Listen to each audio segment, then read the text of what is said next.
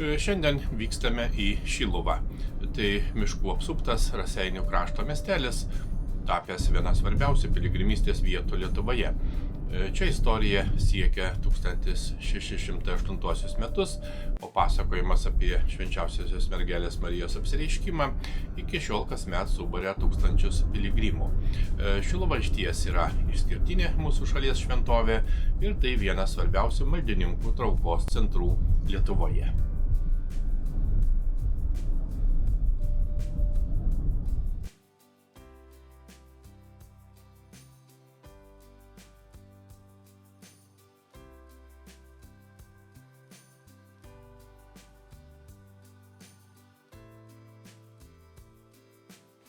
Taip, šiandien užsukome į Šiluvą.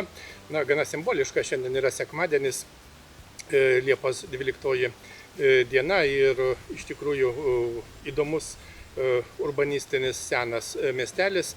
Pirmosios sodybos paminėtos dar 14 amžiuje. Ir čia yra be abejo yra bažnyčia, yra Švenčiausios Marijos apsireiškimo koplyčia.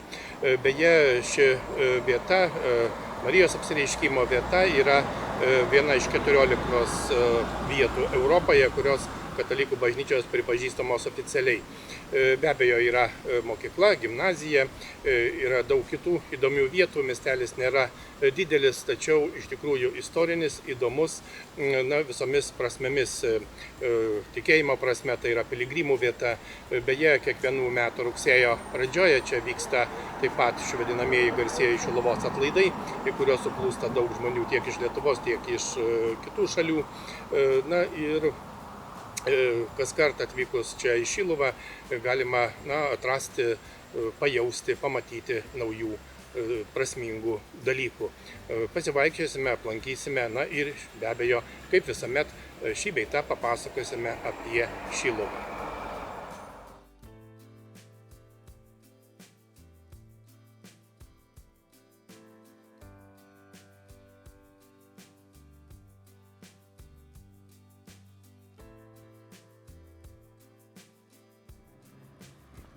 Šiluvos istorija prasideda prie senojo Šiaulių Raseinių prekybos kelio. 15 amžiaus pradžioje rašytinėse šaltinėse minima čia buvusi gyvenvietė, o 1517 metais Šiluva jau vadinama miesteliu. 1457 metais vietos dvarininkas Petras Gedgaudas pastatė pirmąją katalikų bažnyčią, skirtą Švenčiausios mergelės Marijos gimimui bei šventiesiems Petrui ir Baltramiejui. Greta religinio gyvenimo formavosi ir prekybinio miestelio centras, į kurį per Marijos gimimo šventę rinkdavosi žmonės iš aplinkinių vietovių.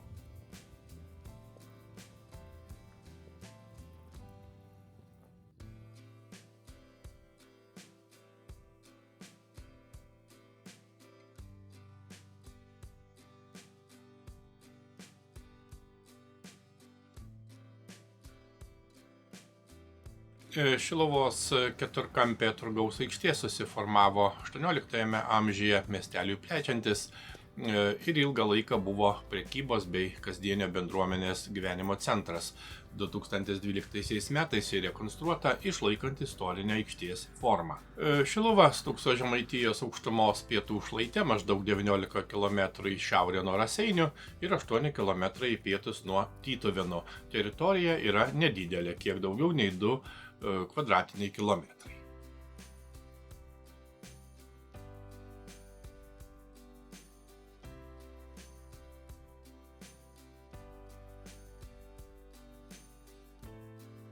XVI amžiuje Šiluvos apylinkėse įsigalėjo evangelikai reformatai, katalikų bendruomenė silpo, o senoji bažnyčia buvo uždaryta ir ilgainiui sunyko.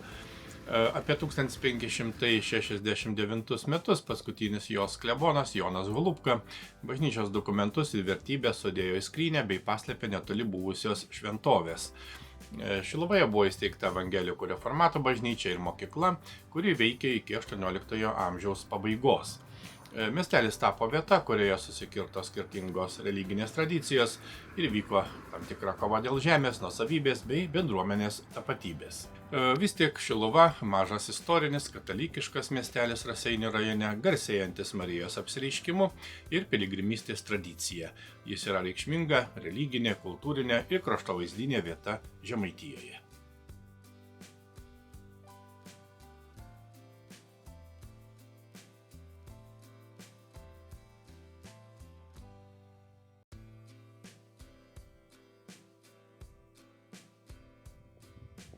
Katalikų tradicija pasakoja, kad 1608 metais buvusios katalikų bažnyčios žemėje piemenims apsireiškė švenčiausias mergelė Marija su kūdikiu.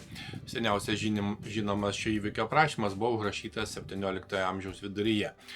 Pasakojime Marija apgailestavo, kad vietoje, kur anksčiau buvo garbinamas jos sūnus, dabar ariama ir siejama. Žinia apie apsireiškimą pasklido po apylinkės, netrukus buvo prisiminta paslėpta senosios bažnyčios skrinė, kurioje rasti katalikams svarbus nuosavybės dokumentai. Jie padėjo 1622 metais laimėti bylą ir susigrąžinti bažnyčios žemę. Šis įvykis ir tapo lūžio tašku, Šiluvoje atgijo katalikų parapija ir piligrimystės tradicija.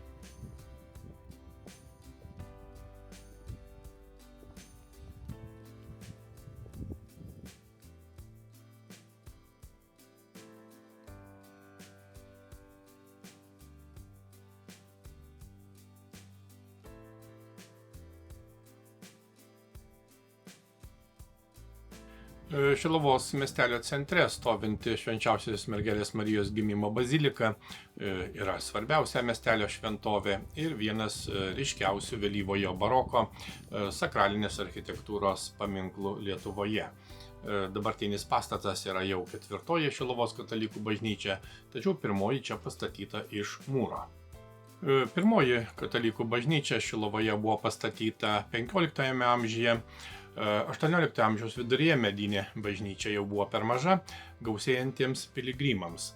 Žemaičių vyskupas Antanas Tiškevičius nusprendė Šiluvoje pastatyti erdvesnę mūrinę šventovę. Statyba pradėta 1760 metais, apie 1775 metus pastatas buvo baigtas, o dar beveik dešimtmetį vyko interjero įrengimo ir puošybos darbai. 1786 m. rugsėjo 8 d. didžiajame altoriuje esantis švenčiausios mergelės su kūdikiu paveikslas buvo iškilmingai vainikuotas popiežiaus karūnomis. Po 2 dienų rugsėjo 10-ąją užbaigta bažnyčia buvo konsekruota. Taip galutinai susiformavo architektūros, dailės ir piligrimystės centras, kurio pagrindiniai bruožai išliko iki mūsų dienų. Bazilika kompaktiškas, stačiakampio plano, dvibokštis vėlyvojo baroko pastatas, pagrindinėme vakarų fasade iškyla 2 kvadratinio plano bokštai, tarp jų įkomponuotas pagrindinis portalas, o fasado viršutinę dalį užbaigia banguoto silueto tinkuotas frontonas. Raudonų plytų mūrai išryškina baltai tinkuoti langų ir durų apvadai, karnizai bei kitos architektūrinės detalės.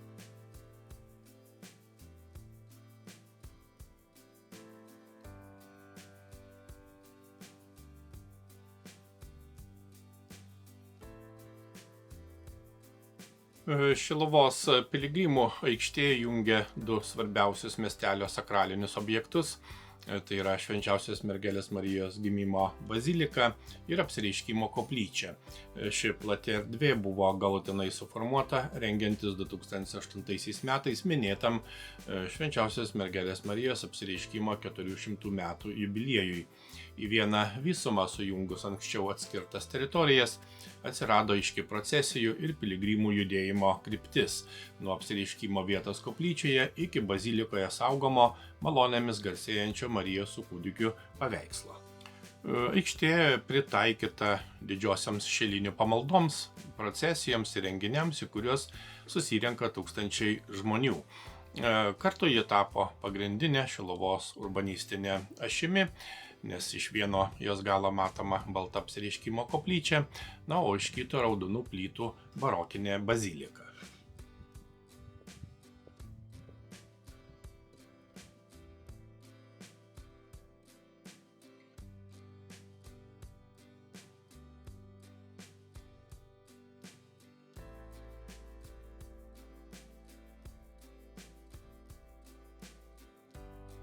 Piligrimų aikštės pakraštyje įsikūręs Šiluvos piligrimų informacijos centras yra šiuolaikiniai vartai į miestelio istoriją ir šventovę. Centre piligrimai ir keliautojai gali gauti informacijos apie Šiluvą, miestelio lankytinas vietas, piligrimų maršrutus, ekskursijas ir edukacinės programas. Čia taip pat galima rasti leidinių, knygų bei suvenyrų susijusių su Šiluva ir jos religinė tradicija. Tame pačiame pastate veikiantis Šiluvos muziejus pasakoja ne tiek apie Marijos apsireiškimo tradiciją, bet ir apie kelis šimtmečius trukusią miestelio parapijos piligrimystės raidą. Ekspozicijoje pristatomi originalūs bažnytinio meno kūriniai, liturginiai indai, religiniai reikmenys, ir kiti su Šiluvos šventovės gyvenimu susiję eksponatai. Muziejuje istorija pažįstama, žinoma, ne vien apžiūrint eksponatus, lankytojams rengiamos skirtingo sudėtingumo edukacinės programos, kelionės po Šiluvą, o parodų ir konferencijų salėje periodiškai keičiamos ekspozicijos nuo bažnytinio paveldo iki šiuolaikinių menininkų kūrybos.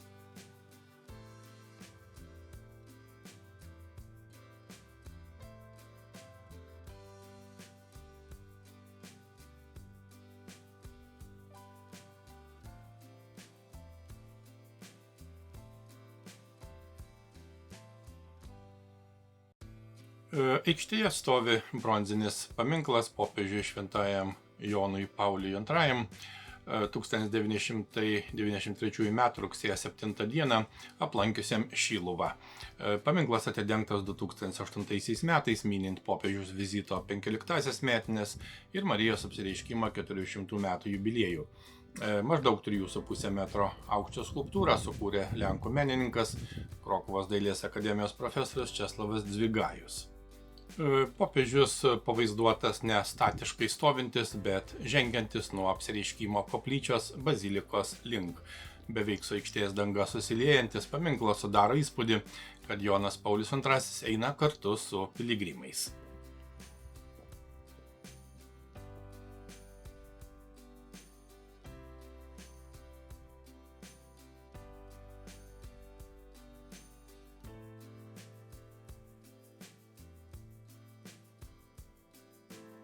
Šiluvos švenčiausios mergelės Marijos apsireiškimo koplyčia stovi vietoje, kurioje remiantis katalikų tradicija 1608 metais piemenims apsireiškė Marija su kūdikiu. Pasakojama, kad jis stovėjo ant didelio akmens ir verkė dėl to, kad vietoje, kur anksčiau buvo garbinamas jo sūnus, dabar ariama ir siejama. Apsireiškimo vieta buvo pažymėta dar 17 amžiaus pirmojoje pusėje. 1663 metais žemaičių vyskupas Aleksandras Sapiega čia pastatydino medinę koplyčią, kurios altorius buvo įrengtas virš apsireiškimo akmens. Šiai koplyčiai sunykus 1818 metais jos vietoje iškyla naujas klasicizmo stiliaus medinis statinys. O didėjant piligrimų skaičių 20 amžiaus pradžioje, nuspręsta pastatyti kur kas didesnę mūrinę šventovę. Balta 44 metrų aukščio koplyčia iš tolo primena į dangų kylantį obeliską. Jos architektūroje jungiamas modernizmo idėjos, racionali konstrukcija ir savitai interpretuotos romaninio bei gotikinio stilių formos. Kvadratinio plano pastato centre iškyla aukštas į viršų siaurėjantis bokštas.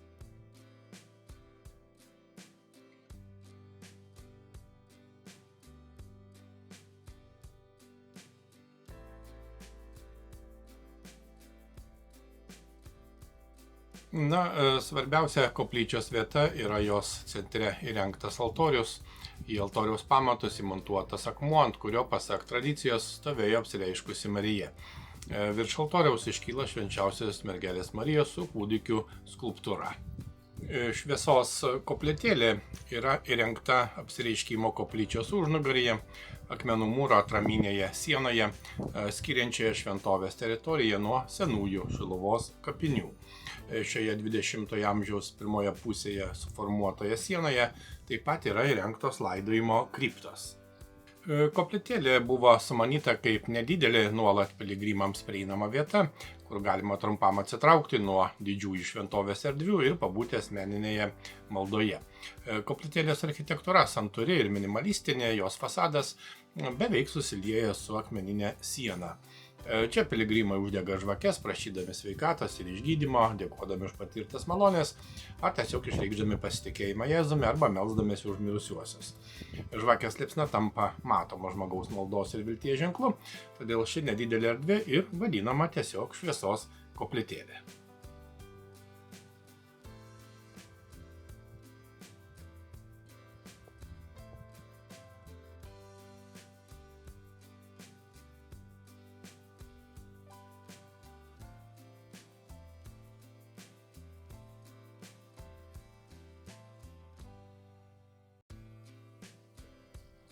E, 1627 metais Šilovoje pastatyta nauja medinė katalikų bažnyčia. Į atgaivintus švenčiausios mergelės Marijos gimimo atlaidus pradėjo keliauti tūkstančiai maldininkų, tarp jų žmonės iš Mažosios Lietuvos ir Prūsijos. 17 amžiaus pirmojoje pusėje Šiluva jau buvo viena svarbiausių katalikų piligrimystės vietų Lietuvos didžiojoje kunigaikštystėje.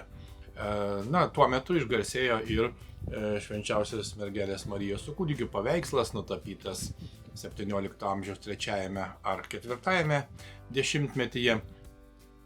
Tikintieji jį laikė maloninguoju, o pasakojimą apie išklausytas maldas dar labiau stiprino Šiluvos kaip ypatingos šventovės autoritetą. Ir dar kartą galima pasakyti, kad 1993 m. rugsėjo 7 d. Šiluvą aplankė popiežius Jonas Paulius II. Jo vizitas miesteliui suteikė tarptautinio žinomumo.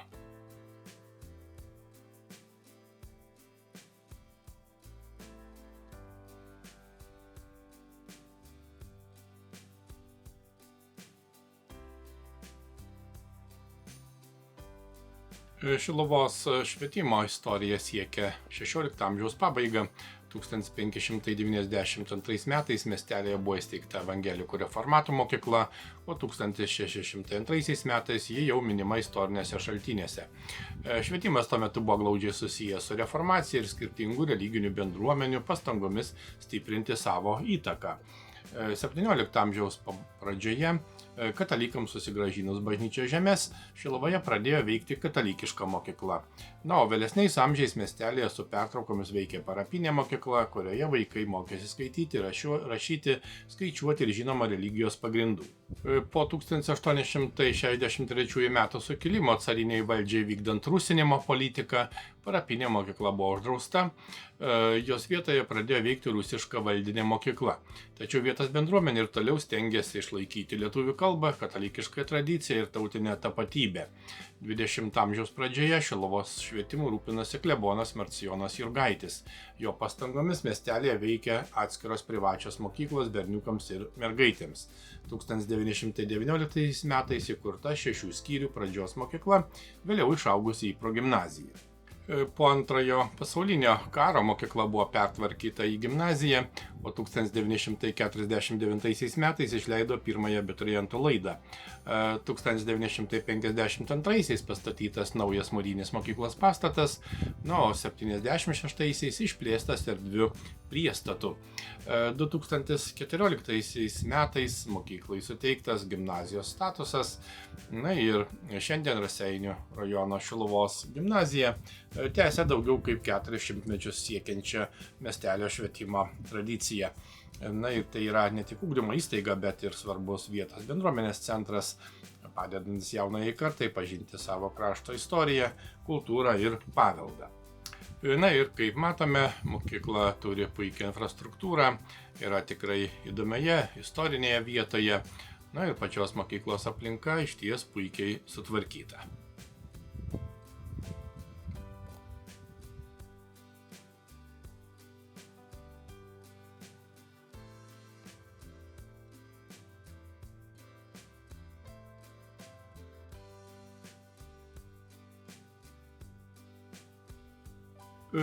Taip pat pravartu prisiminti, kad 1863 metų sukilimo metu Šiluvos apylinkėse veikė kunigo Antano Mackevičiaus vadovaujami sukilėliai.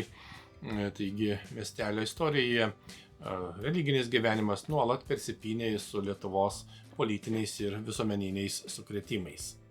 Na, o tarpukariu Šilinės tapo vienu didžiausių religinių renginių Lietuvoje.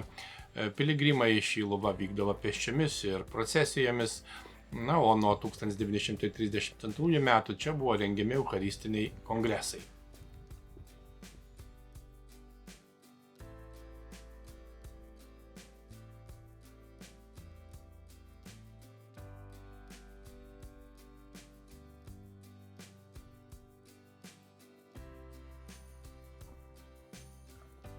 Miestelio pakraštyje įrengta nedidelė poilsio ir laisvalaikio zona, skirta ramiam atokvėpiui bei aktyviam laisvalaikiui.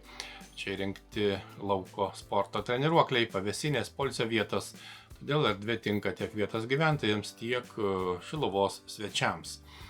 Na, atokiau nuo miestelio centro esanti zona leidžia atsikvėpti gamtos apsuptyje, pasportuoti, na, ar tiesiog trumpam sustoti po kelionės.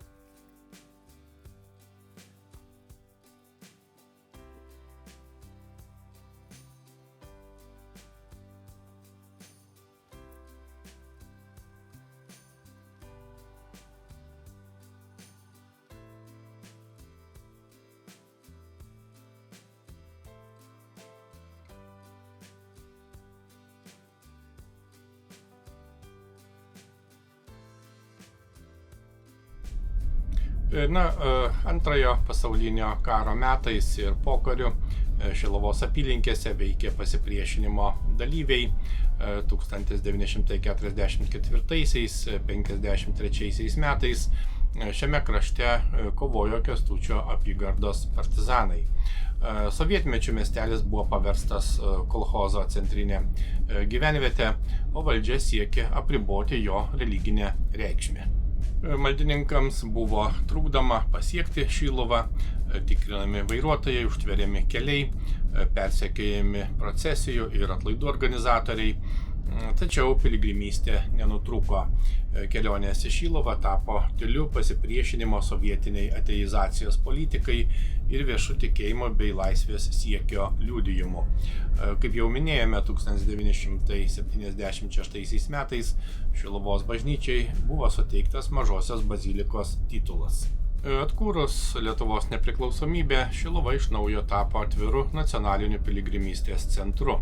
Na ir šiandien Šiluva išlieka nedidelis miškų apsuptas miestelis, kurio istoriją formavo prekybos keliai, religinės kovos, gaisrai, okupacijos ir piligrimų kartos. Kiekvieną rugsėjį Šilinės miestelio gatves ir aikštės vėl paverčia gyvu piligrimų keliu.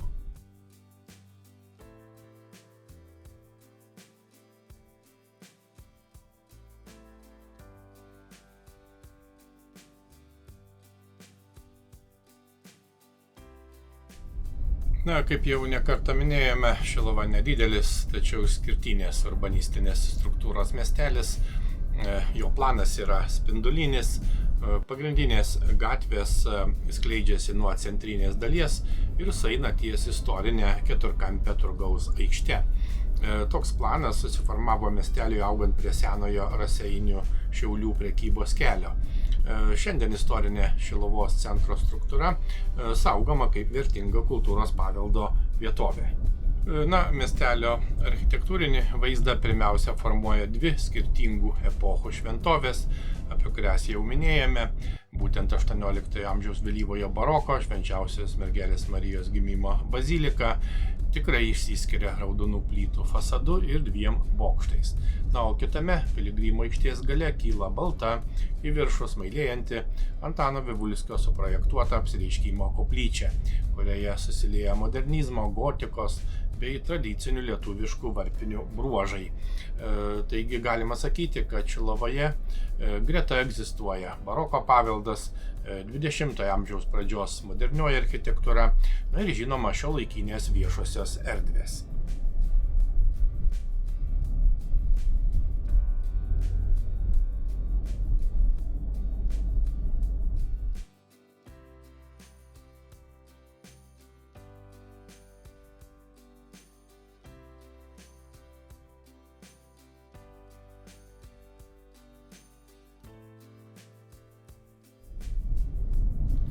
Šiluva tik vienas iš daugelio Lietuvos miestelių, kuriuose praeitis ir dabartis gyvena greta. Kiekvienas jų turi savitą veidą, skirtingą istoriją, architektūrą, tradicijas ir žmonės. Vieni garsėja senaisiais amatais, kiti gamta, kultūra ar piligrimystės keliais, tačiau visi jie yra svarbi Lietuvos tapatybės dalis. Todėl išties verta sustoti, pažvelgti atidžiau ir leistis į kelią, nes pažinti Lietuvą tai geriau suprasti jos istoriją, dabartį ir save. Keliaukime, tyrinėkime ir pažinkime.